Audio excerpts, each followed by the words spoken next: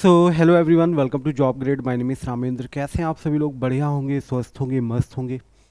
सो आज के इस सेशन के अंदर हम लोग बात करने वाले हैं base erosion and profit shifting के बारे में। अभी हाल ही पे ये बहुत ज़्यादा न्यूज पे चल रहा था। क्या इसके पीछे कारण थे, क्या पूरा सिनेरियो है, क्यों न्यूज में चल रहा था, ये सारी बातें हम लोग यहाँ पर करने वाले हैं आज के इस सेशन के अंदर। सबसे पहले तो एक चीज़ यहाँ पे समझना होगा कि आखिरकार क्या मतलब होता है बेस इरोजन और प्रॉफिट शिफ्टिंग का। अगर हम यहाँ पे बेस इरोजन और प्रॉफिट शिफ्टिंग की बात करें तो आप इसे कुछ इस तरीके से समझ सकते हैं। आप सभी ने मल्टीनेशनल कंपनीज का नाम सुना होगा। मल्टीनेशनल कंपनीज वो कंपनीज होती हैं जो कई सारे देशों में एक साथ बिजनेस करती हैं, उन्हें मल्टीनेशनल कंपनी कहा जाता है। आप सपोज करिए कोई मल्टीनेशनल कंपनी ए है, मैं नाम नहीं लूँगा किसी का। कोई मल्टीनेशनल कंपनी ए है और ये एमएनसी जो मल्टीनेशनल कंपनी है वो कई सारे देशों पे अपना बिजनेस कर रही है। ये कंपनी अपना ट्रेड कर रही है कंट्री इंडिया पे ट्रेड कर रही है, ये ट्रेड कर रही है आपके आयरलैंड पे, ऐसे ही और कई सारी कंट्रीज पे यहाँ पर ये ट्रेड कर रही है। क्योंकि मल्टीनेशनल कंपनी तो कई सारे कंट्रीज पे एक साथ ट्रेड करेगी ही करेगी। अब यहाँ पे क्या होता है कि इंडिया पे जो इसे टैक्स पे करना पड़ रहा है, ये इसे यहाँ पर टैक्स पे करना पड़ रहा है आपका एग्जाम्पल के तौर पे 20%। और यहाँ पे आयरलैंड पे इसको जो टैक्स पे करना पड़ रहा है वो यहाँ पे 12% ये टैक्स पे करना पड़ रहा है। और ये कंपनी आपकी आयरलैंड की ही कंपनी है यानी कि इसका जो हेडक्वार्टर है वो आपका आयरलैंड पे है, यानी कि जो इसकी पेरेंट कंपनी है, इसकी पेरेंट कंपनी आपकी आयरलैंड पे है। अभी कंपनी ए जो है वो क्या करती है, क्योंकि इंडिया और आयरलैंड के बीच में हमने double tax avoidance agreement sign कर रखा है। अब ये यहाँ पे कंपनी क्या करती है, चूंकि आयरलैंड के साथ इंडिया का क्या है, डीटीए है, डबल टैक्स अवॉइडेंस एग्रीमेंट है। अभी कंट्री क्या करती है, ये कंट्री यहाँ पे जब इंडियन गवर्नमेंट इससे टैक्स मांगती है तो ये इंडियन गवर्नमेंट को बोल देती है भाई साहब हम आपको टैक्स नहीं देंगे, हम टैक्स देंगे किसे, हम टैक्स देंगे आयरलैंड को, क्योंकि हमारी जो पेरेंट कंपनी है वो आयरलैंड पे और आयरलैंड के साथ आपका डीटीएए साइन है। ये एक तरीके से गवर्नमेंट की पॉलिसी का लूप होल्स भी है, आप इसे ऐसे भी कह सकते हैं।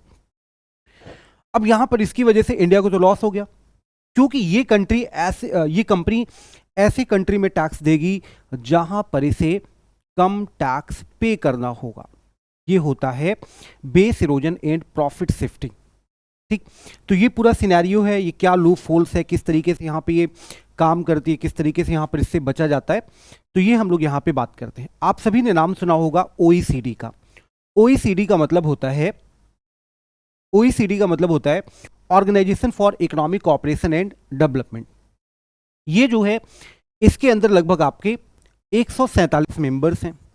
अब यहाँ पर इसका पूरा सिनेरियो क्या है, ये काम क्या करता है, स्पेशली जो OECD है यानी कि organisation of for the economic cooperation and development है, ये काम क्या करता है, ये 147 देशों द्वारा समर्थित है, यानी कि 140 कंट्रीज जो है वो इसको सपोर्ट करते हैं। और ये जो ऑर्गेनाइजेशन है, ये जो इंस्टीट्यूट है, ये इंस्टीट्यूट स्पेशली BEPS, ये जो मैंने अभी आपको बताया base erosion and profit shifting, जिसे हम लोग शॉर्ट में बार बार BEPS बोलेंगे, BEPS, ये क्या करता है कि BEPS से संबंधित जो भी मुद्दे हैं, इन मुद्दों को यहाँ पे सुलझाने का काम करता है। साथ ही साथ ये एक काम और करता है, the initiative promote the adoption of the standardised global tax rule. यहाँ पर ये इस समय काम कर रहा है कि भाई साहब हमारे पास यहाँ पर एक स्टैंडर्डाइज्ड ग्लोबल टैक्स रूल होना चाहिए, जो यहाँ पे मल्टीनेशनल कंपनीज की जो कर्ब टैक्स अवॉइडेंस है, यानी कि जो मल्टीनेशनल कंपनी है जिससे ये यहाँ पर बचती हैं, उन चीज़ों को यहाँ पे रोका जा सके। ये इसका OECD का यहाँ पे मेन काम है। अब देखो यहाँ पे कुछ और चीज़ें हमारे लिए जानना बहुत ज़्यादा जरूरी है।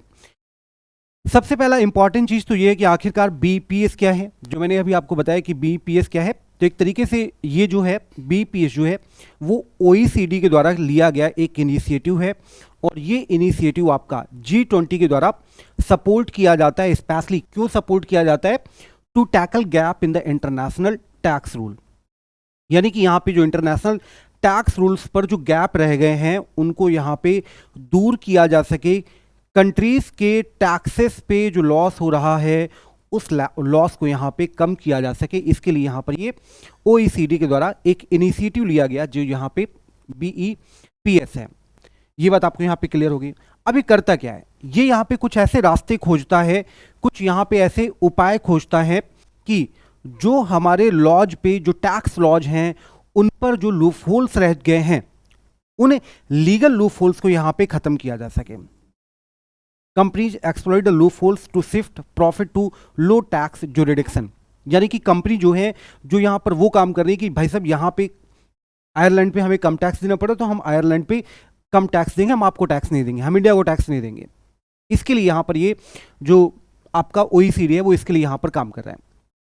आखिरकार इसका मकसद क्या है, क्यों यहाँ पे ये काम कर रहा है, एक एक करके यहाँ पे सारी बात करेंगे। सबसे पहला इंपॉर्टेंट काम तो यहाँ पर ये है कि minimise corporate tax avoidance by, ठीक है, यानी कि जो मिनिमाइज कॉर्पोरेट टैक्स है उसे यहाँ पे क्या किया जाए, उसको यहाँ पे कम किया जाए। जो कॉर्पोरेट टैक्स है उसको यहाँ पे कम किया जाए, कम से कम कॉर्पोरेट टैक्स यहाँ पे देना पड़े कंपनी को। जब कंपनी को कम से कम टैक्स देना पड़ेगा, हर कंट्री पे सिमिलर टैक्स होगा, तो आप मुझे बताइए क्या कोई कंपनी यहाँ पर इसके लिए बचेगी? कोई कंपनी इससे नहीं बचेगी। जबकि तब वहाँ पर जो सारी कंपनीज है वो आगे बढ़ चढ़कर यहाँ पर हिस्सा लेंगे। एक तो यहाँ पर ये इसका काम है। दूसरी बात कि अभी जो ये चीज़ें हो रही हैं, preventing companies from making profit appears to vanish or move to tax haven with the minimal economy activity, यानी कि अभी ये जो कम कर रही है, क्या कर रही है कि मुनाफा जो है वो उस कंट्री पे स्थानांतरित कर देती है, उस कंट्री पे ट्रांसफ़र कर देती है जहां पर उनकी इकोनॉमिक एक्टिविटी यहाँ पर बहुत ज़्यादा कम होती है। मान लीजिए कि आयरलैंड पे किसी कंट्री की एक्टिविटी बहुत कम है, तो वो क्या करेंगी, वहाँ पर प्रॉफिट ट्रांसफ़र कर देंगी ताकि उनको वहाँ पे कम टैक्स देना पड़े। ये यहाँ पे कंपनीज करती हैं। और क्या कंपनी करती हैं कि highlighting that although not always illegal such tactics exploit differences in the tax regulation globally. यहाँ पर ये और क्या करती है कि जो हमारे लॉज के रूल हैं, जो हमारे टैक्स रूल्स हैं, जो टैक्स लॉज हैं, उन पर जो एक तरीके से कमियां रह गई हैं, जो डिफरेंसेस रह गए हैं, उन डिफरेंसेस का यहाँ पर ये कंपनीज मिसयूज करती हैं, तो इनको यहाँ पे उससे बचाना है। ये इसका एक और काम है।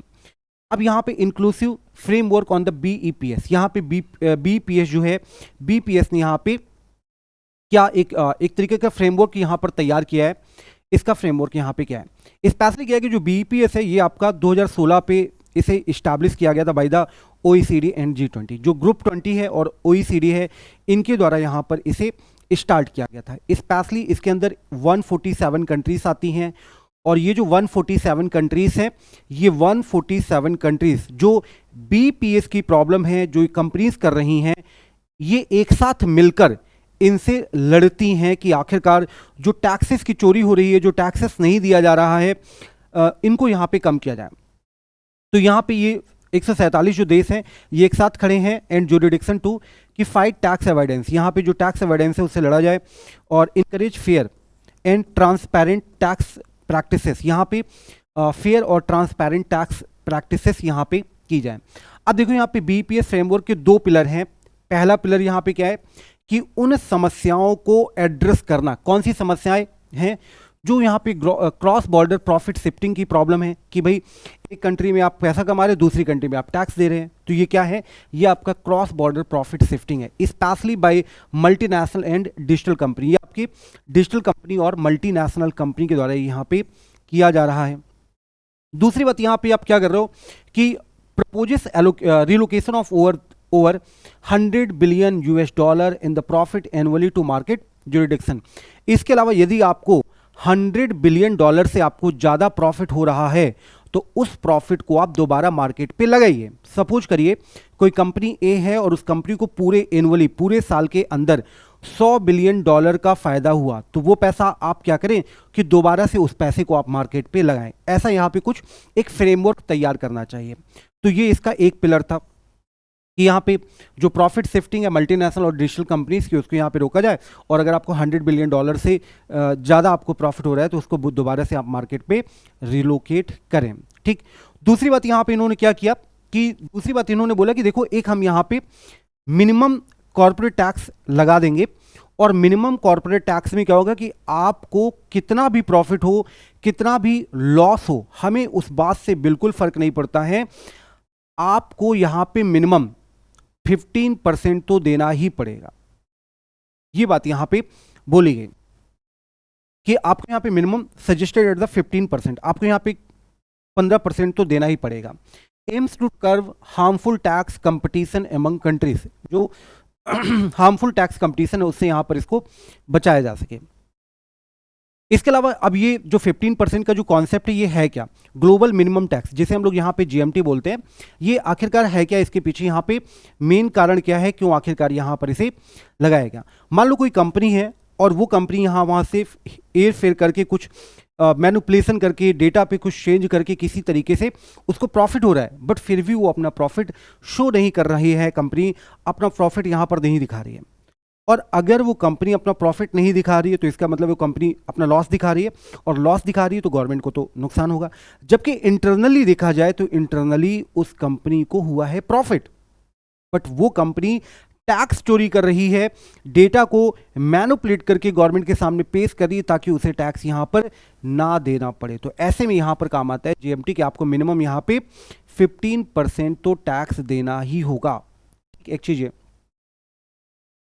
globally agreed to minimum tax rate currently proposed at 15% aim to reducing tax base erosion.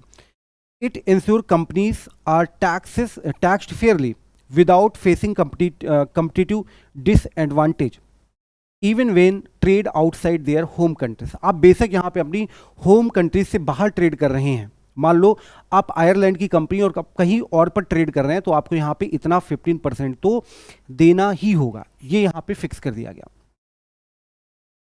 तो जीएमटी है वो यहाँ पे हेल्प करता है प्रिवेंट प्रॉफिट शिफ्टिंग। अब यहाँ पे हमने 15% तो फिक्स कर दिया, ठीक है। अब आप बोल रहे हो कि देखो हम आपको टैक्स नहीं देंगे क्योंकि हम आयरलैंड की कंपनी है या हम अमेरिका की कंपनी, तो हम आपको टैक्स नहीं देंगे। कोई दिक्कत नहीं, आप हमें टैक्स मत दो, आप किसी और को दे दो, हमारा उसके साथ DTAA साइन है तो कोई दिक्कत नहीं है, आप उसको टैक्स दे दो, पर हमें मिनिमम आप 50% तो आप दोगे ही दोगे, ठीक है। ये यहाँ पे फिक्स कर दिया गया।